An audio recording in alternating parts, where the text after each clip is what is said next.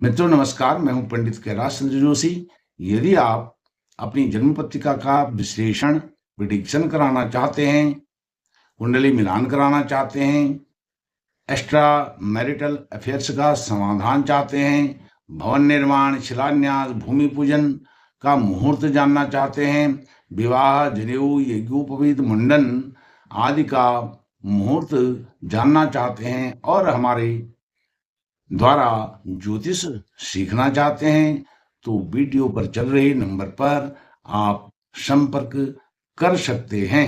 नीलांजन समाभासम रविपुत्रम्यमाग्रजम छाया मार्तंड संभूतम तम नमामि शनीश्वरम। मित्र नमस्कार, मैं हूं पंडित कैलाश चंद्र जोशी और आप देख रहे हैं मेरा यूट्यूब चैनल संस्कृत शेष। मित्रों, आज मकर राशि के जातकों के लिए लेकर के आया हूं साल का अंतिम महीना दिसंबर 2024 का मासिक राशिफल। मकर राशि के जातकों के लिए यह राशिफल, यह विवेचना आपकी जन्म राशि, चंद्र राशि, मून साइन पर आधारित है। यदि आप अपनी जन्म पत्रिका का विश्लेषण कराना चाहते हैं तो आप वीडियो पर चल रहे नंबर पर संपर्क कर सकते हैं। आपने थंबनेल में देखा 7:30 होगी शिफ्ट और शनि देने जा रहे हैं आपको गिफ्ट। यह 120 दिन पहले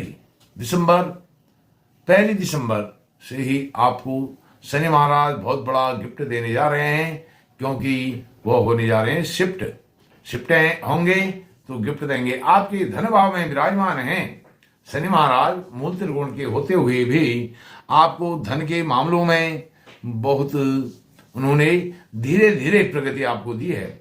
जो धन आप कमाना चाहते थे, पैसा कमाना चाहते थे, अपनी लविश लाइफ को मेंटेन रखना चाहते थे, अपनी यश मान प्रतिष्ठा और जो एक बहुत बड़ा उद्देश्य होता है आज के समय में, दौड़ भाग के समय में और ऐशो आराम, ऐश्वर्य भोग के लिए वह शनि महाराज ने थोड़ा उसमें अंकुश लगाया था, ब्रेक लगाया था।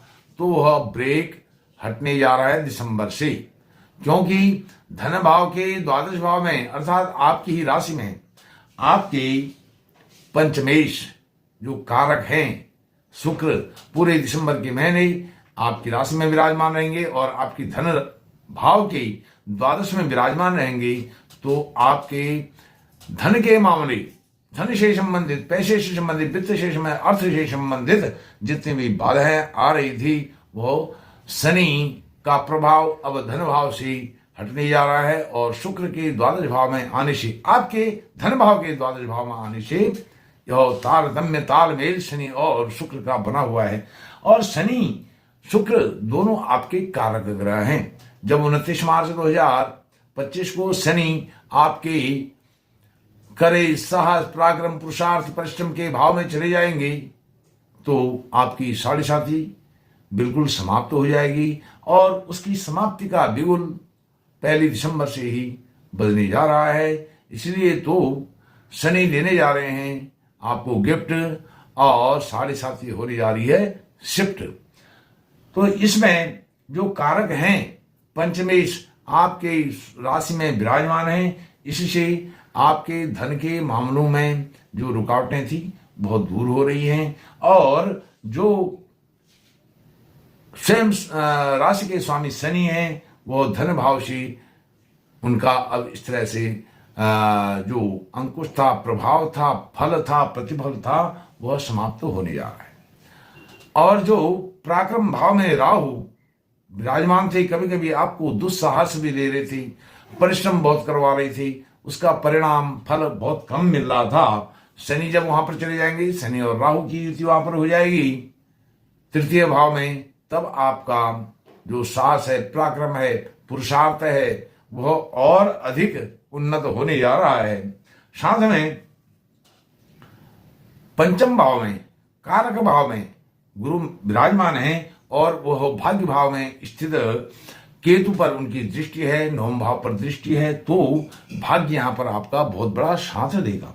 आपको किसी ने बचाया है 7:30 के दौरान और 7:30 के अंतिम 1 वर्ष में, तो वह बचाने वाले हैं गुरु महाराज, क्योंकि उन्होंने अपनी पंचम दृष्टि से आपके भाग्य भाव को देखा है और भाग्य को आपके संवारा है। जो भी तकलीफें कष्ट आपको हुए थे उन सब का निराकरण किसने किया है? गुरु और केतु पर जो दृष्टि है गुरु की, उससे आपको हुआ है। अब जो मंगल हैं सप्तम भाव में विराजमान हैं, सप्तम भाव में विराजमान होने के कारण वह कुछ आपको वैवाहिक परेशानियां, जिनका विवाह हो चुका है उनको वैवाहिक परेशानियां हो सकती हैं। दाम्पत्य जीवन में कुछ